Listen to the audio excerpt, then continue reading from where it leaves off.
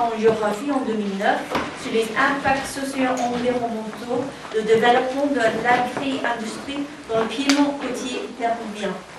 Elle travaille actuellement sur plusieurs axes de recherche, notamment suite à son affection à l'Université de Paris 13 sur le campus de Villetaneuse. Elle s'intéresse à la perception de la nature en banlieue parisienne.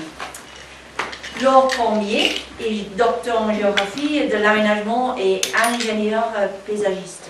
Elle est actuellement maître de conférence à l'Institut d'urbanisme Paris, l'Université Paris-Est, en charge des questions environnementales et des paysages dans l'enseignement de l'urbanisme.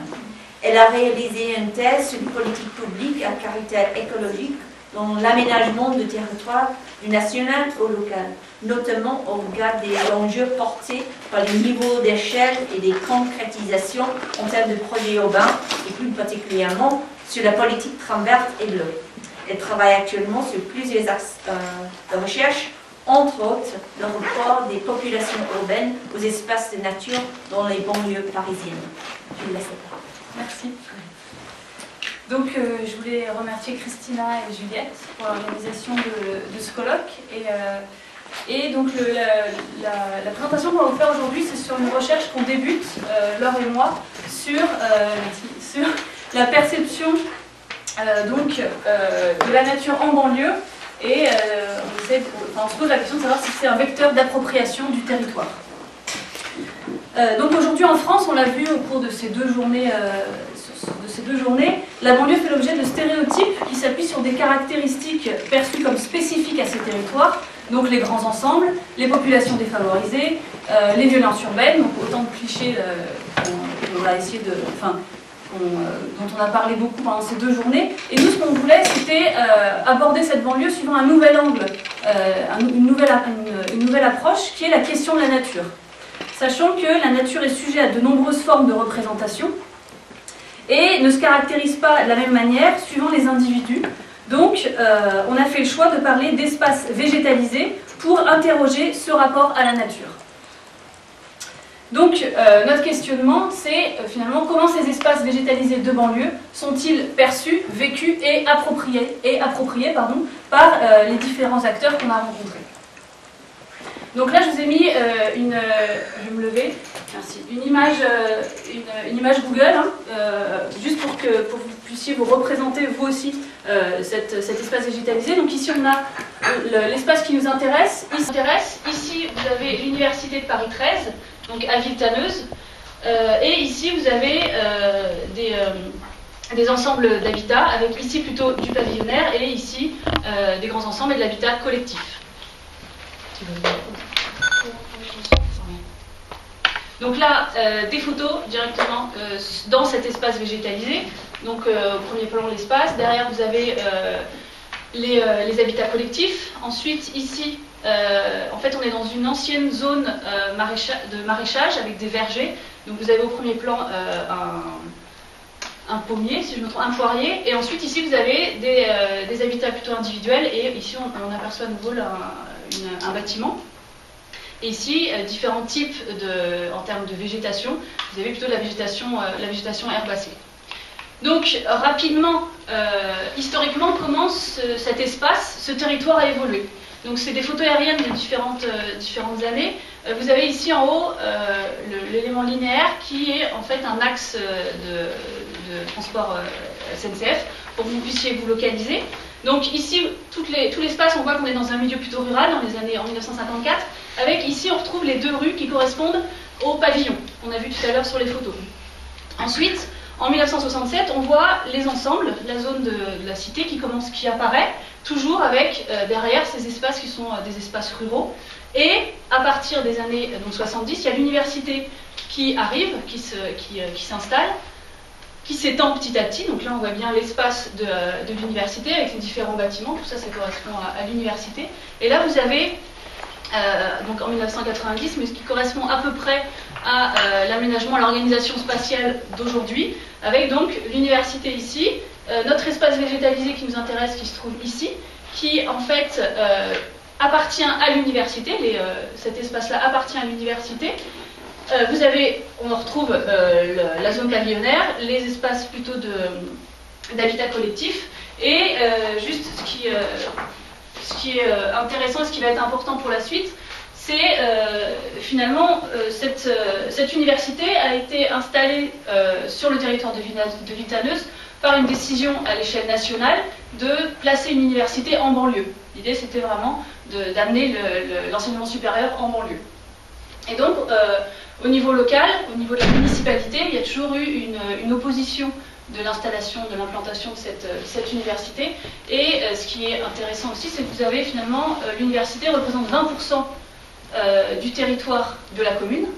Ça représente 18 000 étudiants, alors que la commune elle-même de Vitaneuse représente 12 000 habitants, pour que vous ayez à peu près une échelle de comparaison.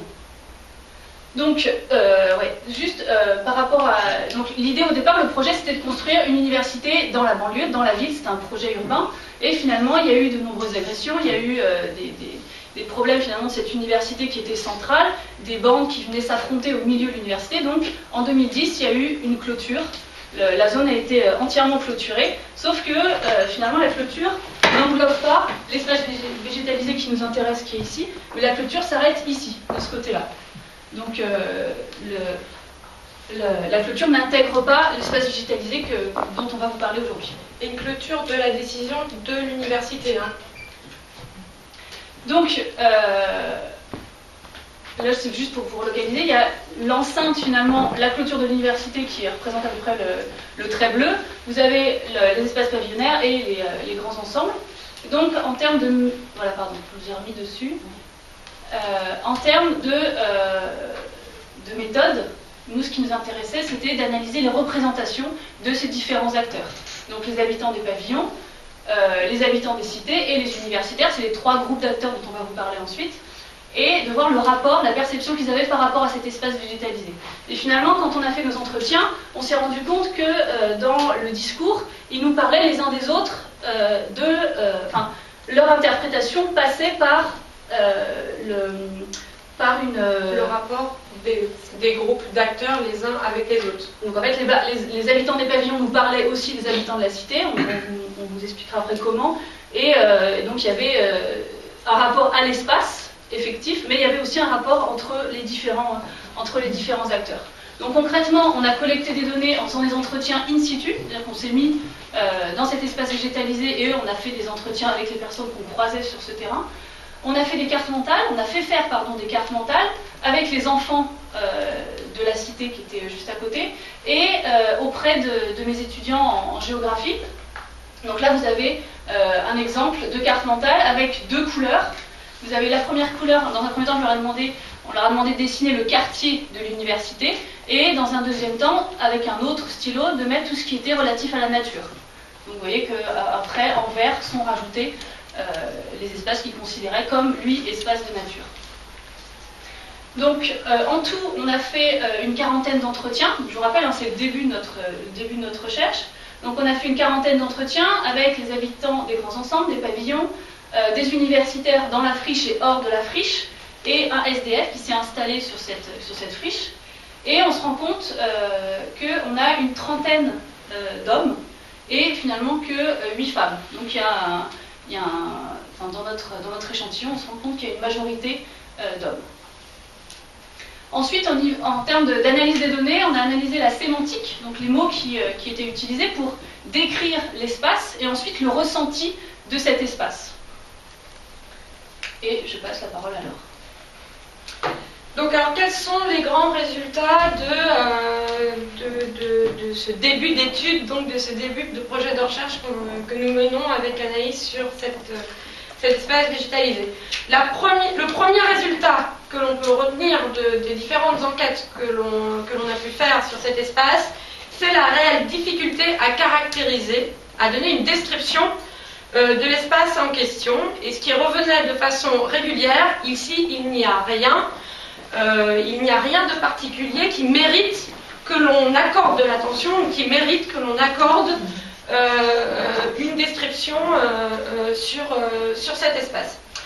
Alors, pour vous témoigner un petit peu les résultats donc, de ces enquêtes que l'on a pu mener.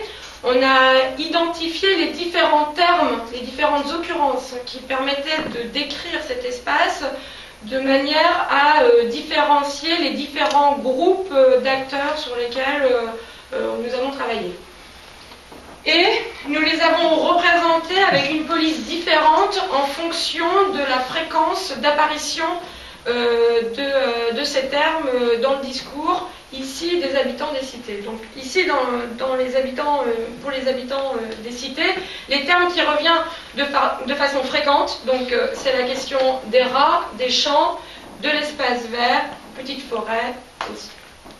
Pour les pavillons, ce qui revient de façon fréquente, c'est les rats et surtout la drogue, donc usage de l'espace.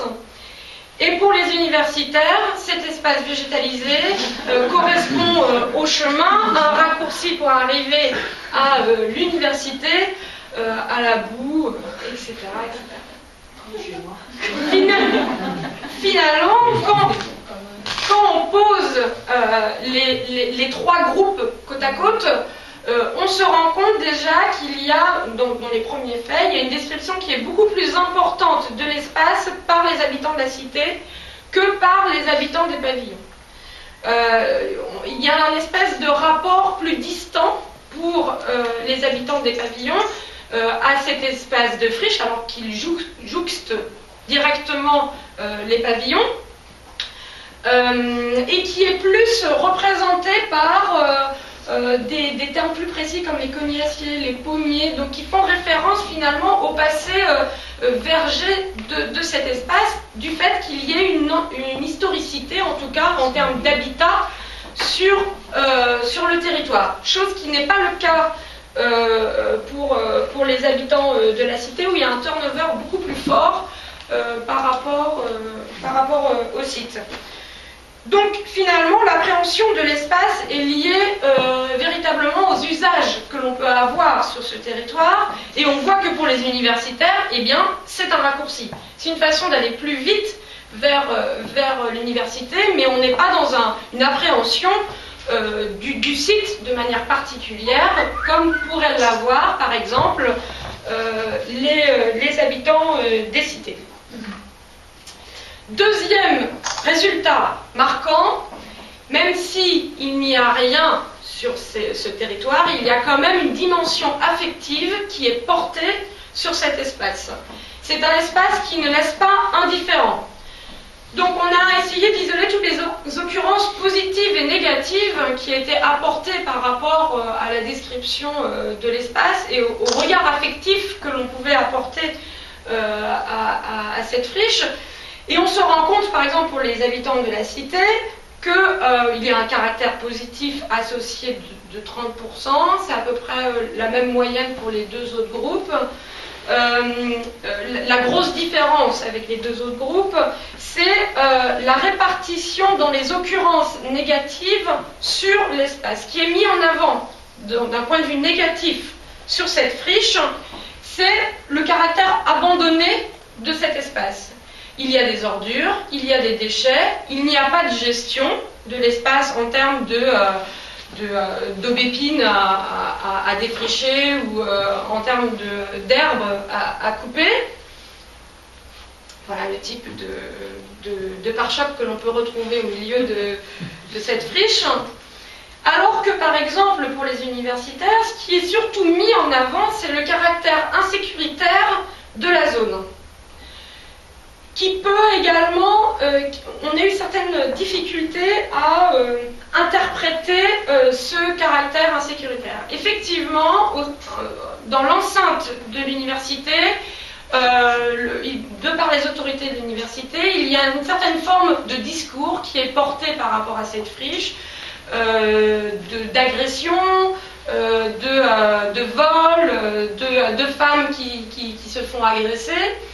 Donc on a essayé avec Anaïs de voir un petit peu ce qui pouvait être tangible. Donc quelles étaient de façon effective le nombre d'agressions qu'il pouvait y avoir sur ce site, et c'est un tabou relativement fort. On n'a pas pu avoir de données à la fois de l'université ou de la police à Villetaneuse pour pouvoir essayer d'évaluer le caractère effectif de ce sentiment insécuritaire qui prédomine chez les universitaires et aussi chez les habitants des pavillons. Donc globalement, on a un regard qui est sur l'espace qui est relativement négatif de l'ensemble des enquêtés dans les 3 catégories d'acteurs. Pour les habitants, c'est parce que c'est un site abandonné, et donc il y a une certaine forme de revendications qui sont exprimées pour avoir plus de gestion sur cet espace. Donc il y a finalement un regroupement assez revendicatif par rapport à cet espace. Alors que pour les habitants des pavillons et des universitaires, le sentiment insécuritaire domine, et une certaine forme de fatalisme pour les universitaires, et une certaine forme de nostalgie pour les habitants des pavillons qui regrettent finalement l'installation de cette cité à proximité de leur pavillon qu'ils ont construit 60 ans plus tôt. Troisième résultat marquant, c'est finalement des attentes unilatérales par rapport à ces sites. Globalement, une indifférence en termes d'aménagement pour les universitaires et les habitants des pavillons. Ils n'ont pas d'attente particulière par rapport à cet espace. On le traverse, on vit dans notre jardin pour avoir une certaine appréhension du végétal ou de la nature, mais cet espace n'a pas une utilité particulière.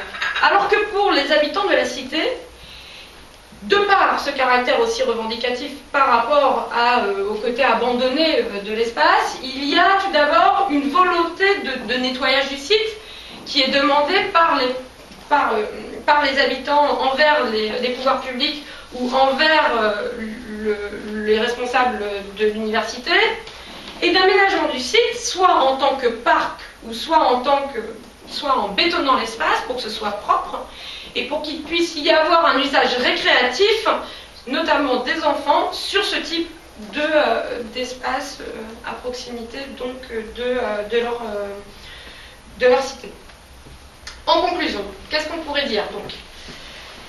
Alors qu'on s'est intéressé finalement à la représentation de l'espace végétalisé, on a eu surtout à travers notre demande de caractérisation de l'espace, une caractérisation des relations entre les 3 groupes d'acteurs qui naviguent sur ce territoire.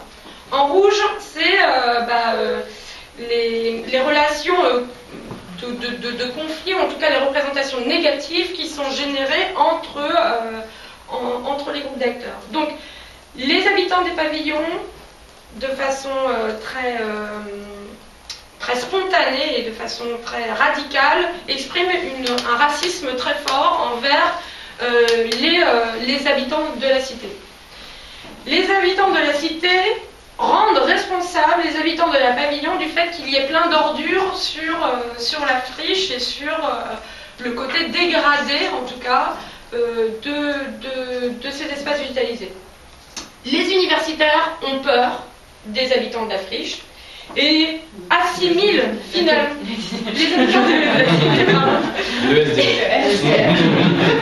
et finalement les universitaires assimilent de façon générale tous les habitants du quartier aux habitants de la cité. Donc ils n'ont pas vraiment conscience qu'il y a des habitants dans le pavillon. Donc c'est un espace à enjeu, puisque finalement, avec l'entretien qu'on a pu faire avec le président de la fac, à moyen terme, il y a volonté de mettre des jardins familiaux sur cette friche, parce que ça fait plus joli. Et surtout à long terme, et ça c'est le véritable enjeu pour le président de l'université, c'est de mettre en place des logements étudiants sur l'ensemble de cet espace. Ce qui aura pour conséquence finalement de déplacer la barrière physique de la clôture contre les habitations des cités et contre les pavillons. Et donc de réinclure cet espace qui appartient effectivement à l'université dans une enceinte fermés des pavillons et fermés de la cité. Ce qui fait qu'on renforce une certaine forme de division sociale du territoire en réduisant la possibilité pour les pavillons, mais aussi pour la cité, d'avoir un accès à l'espace végétalisé ou à l'espace de nature, s'il est considéré comme tel. Ce qui nous amène à finalement notre question première, est-ce qu'on peut vraiment parler de nature à travers cet espace végétalisé? Et en posant clairement la question à nos habitants et à nos universitaires, pour l'ensemble des enquêtés, l'espace n'est pas considéré comme un espace de nature. Voilà. C'est dommage, mais non. Il y a une certaine difficulté à caractériser cet espace en tant que tel comme un espace de nature, et où les rares femmes qui sont présentes sur l'espace ont un prisme indifférencié entre les trois groupes d'acteurs, très négatif et très critique par rapport au côté abandonné de cet espace. Et à la question, donc, qu'est-ce qui fait sens pour vous en termes de nature, si cet espace-là en tant que tel, qui quand même recèle d'une certaine forme de biodiversité, plébiscité aujourd'hui par les pouvoirs publics, qu'est-ce qui fait sens en termes de nature? Eh bien, pour les habitants de la cité, c'est le parc, c'est l'espace public ultra maîtrisé, donc léché, soigné, donc l'espace vert comme on peut le voir ici, qui témoigne finalement d'un refus de l'espace abandonné, laissé à l'abandon, laissé au développement écologique tel qu'on peut l'avoir dans certains territoires, et qui finalement exprime également une certaine forme de revendication par rapport à l'abandon de l'espace public tel qu'ils peuvent le percevoir dans leur quartier, pour avoir une plus grande intégration, une plus grande participation par rapport à la maîtrise ou au devenir de ce quartier. Voilà. Au revoir. Merci.